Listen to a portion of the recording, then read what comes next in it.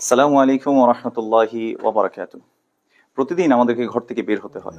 আনাস ইবনে মালিক রাদিয়াল্লাহু তাআলা আনহু বলেছেন যে রাসূলুল্লাহ সাল্লাল্লাহু আলাইহি সাল্লাম বলেছেন, মান ক্বালা, যে ব্যক্তি বলল, ইয়ানি ইযা খারাজা মিন বাইতিহি, যখন সে ঘর থেকে বের হচ্ছে তখন যদি সে কেউ বা কোনো ব্যক্তি বলে, বিসমিল্লাহ তাওয়াক্কালতু আলাল্লাহ লা হাওলা ওয়ালা কুওয়াতা ইল্লা বিল্লাহ।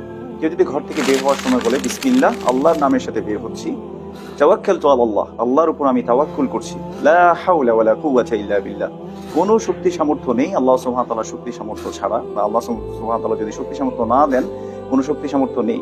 এই কথাটা যে ব্যক্তি বলবো, আল্লাহর পক্ষ থেকে ওয়াদা করে বলা হয়, হুদিতা ওয়া কুফিতা ওয়া উকিতা, তাকে হেদায়েত দেওয়া হলো, তার জন্য যথেষ্ট করা হলো এবং তাকে নিরাপত্তা দেওয়া হলো। এখন আমরা যদি আল্লাহ সুবহানাহু ওয়া তাআলার নিরাপত্তা পেতে চাই, আমরা যদি হেদায়েত পেতে চাই, আমরা যদি আমাদের জন্য যথেষ্ট হোক এটা আমরা চাই, তাহলে অবশ্যই আমরা যতবার ঘর থেকে বের হব ততবারই আমরা বলবো, বিসমিল্লাহ তাওয়াক্কালতু আলাল্লাহ লা হাওলা ওয়ালা কুওয়াতা ইল্লা বিল্লাহ। এটা বলার সাথে সাথে রাসূল সাল্লাল্লাহু আলাইহি ওয়াসাল্লাম হাদিসের শেষ অংশে বলছে, ওয়া তানাহা আনহু আশ-শাইতান, শয়তানকেও তার কাছ থেকে দূরে করে দেওয়া হয়। আল্লাহ সুবহানাহু ওয়া তাআলা এই ছোট্ট আমল দিয়ে আমাদেরকে করার তৌফিক দান করুন। হাযা ওয়া সাল্লাল্লাহু আলা নবিয়িনা মুহাম্মদ ওয়া আলা আলিহি ওয়া সাহবিহি আজমাইন। আসসালামু আলাইকুম ওয়া রাহমাতুল্লাহি ওয়া বারাকাতুহু।